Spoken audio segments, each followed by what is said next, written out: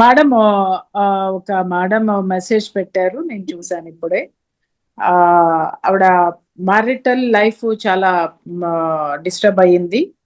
అలాగే లో ఎనర్జీలో ఉన్నారు ఆవిడ. నాకెవరు లేరు. సో ఫైనాన్షియల్ క్రైసిస్ నాకు చాలా ఉన్నాయి. ఇంట్లో బాధ్యతలు ఉన్నాయి. పెద్దవాళ్ళు ఉన్నారు.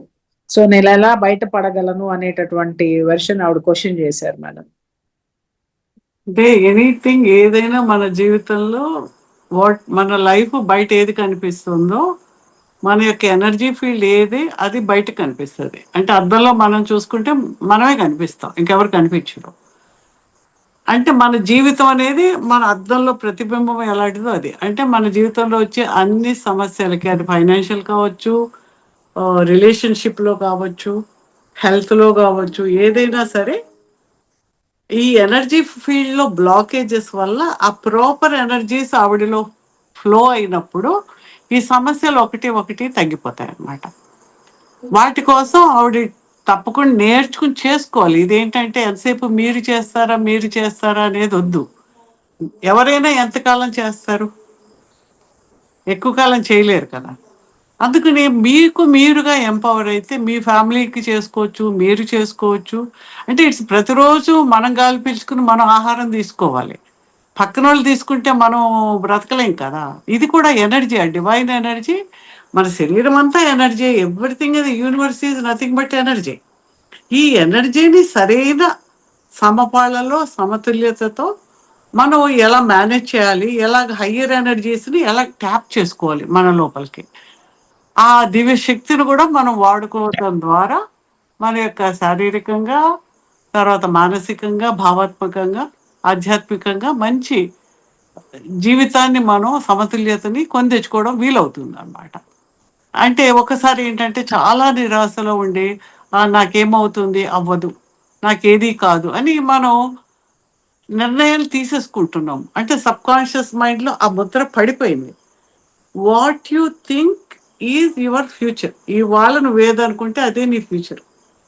నాకేది కాదు, నేనేది లైఫ్లో ఫెయిల్యూరు, నా జీవితంలో కాదు నువ్వు అనుకుంటే యూనివర్స్ అనుకుంటే ఓహో అదే అడుగుతుందని అదేసి ఇక్కడ నువ్వు షాప్కి వెళ్ళావు, Yeah.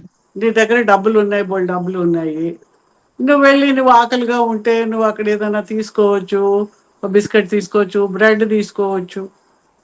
నువ్వు ఏది అడిగితే అదే కదా షాప్ వాడిస్తాడు. అలా కాదని ఇంకొకటి ఏదో తీసుకుని అది తాగి చచ్చిపోదాం అని అనుకున్నావు అనుకో, అది కూడా ఇస్తాడు. ఎందుకు ఆయనకు తెలియదు కదా నువ్వెందుకు కొనుక్కుంటున్నావో. నీ నీ యొక్క ఎనర్జీ అనేది నీవు ఎలా మార్చుకుంటే అలా మారుతుంది.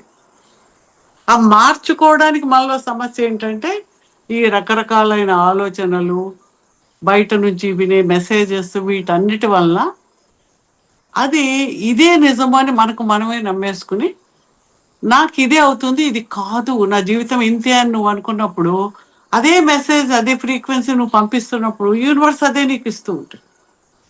దీన్ని క్లియర్ చేయాలంటే you need a better energy. దానికి కొన్ని టెక్నిక్స్ ద్వారా, శక్తిపాత యోగ టెక్నిక్స్ ద్వారా, ఇవి హయ్యర్ ఎనర్జీ టెక్నిక్స్ అన్నమాట. మామూలుగా నేను రోజు మెడిటేషన్ చేస్తున్నానండి, గంట చేస్తున్నాను, 2 గంటలు చేస్తాను అని చెప్తారు కొంతమంది. అన్నిట్లోనూ అంత ఎనర్జీ రాదు. అనుకుంటాం మనం మెడిటేషన్ చేస్తున్నామని. ఇందులో ఆ యోగులు, తర్వాత గురువుల నుంచి వచ్చిన ఆ శక్తిని మీకు పాస్ ఆన్ చేసి దాని ద్వారా మీరు సాధన చేస్తారు కాబట్టి మీకు తొందరగా మీ యొక్క ఆ శక్తి మండలం కరెక్ట్ అవ్వడము, మెరిడియన్స్, చక్రాస్ కరెక్ట్ అయినప్పుడు నీ జీవితంలో ఎదురుగా పిక్చర్ కరెక్ట్ అవుతూ ఉంటుంది.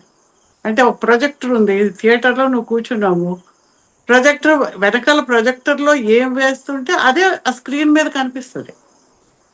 ఆ ప్రొజెక్టర్లో చిన్నదే ఉంటుంది, ఆ స్క్రీన్ మీద ఎంత 70 mm కనిపిస్తుంది నీకు. అక్కడ నువ్వు మార్చాలంటే మార్చలేవు. స్క్రీన్లో పిక్చర్ని నువ్వు మార్చలేవు. ఈ ఈ ప్రొజెక్టర్లో మార్చిందంటే స్క్రీన్లో మారిపోద్ది. That screen is your reality. నీ జీవితం ఈ స్క్రీన్. నీవు ఏదైతే నీవు ఉన్నావో నీ ఎనర్జీ ఫీల్డ్ ఉందే ప్రొజెక్ట్. నీవు ఏ బాధ, కోపము, మానసిక స్థితి, సబ్కాన్షియస్ మైండ్, ఇంప్రెంట్స్, ఇవన్నీ నువ్వు వాటిని బయటికి పంపిస్తున్నావు, అవే బయటకు కనిపిస్తుంటాయి. దీన్ని ఇక్కడ మార్చడం అనేది మనం నేర్పించి ఇక్కడ మార్చగానే అక్కడ మారుతుంది.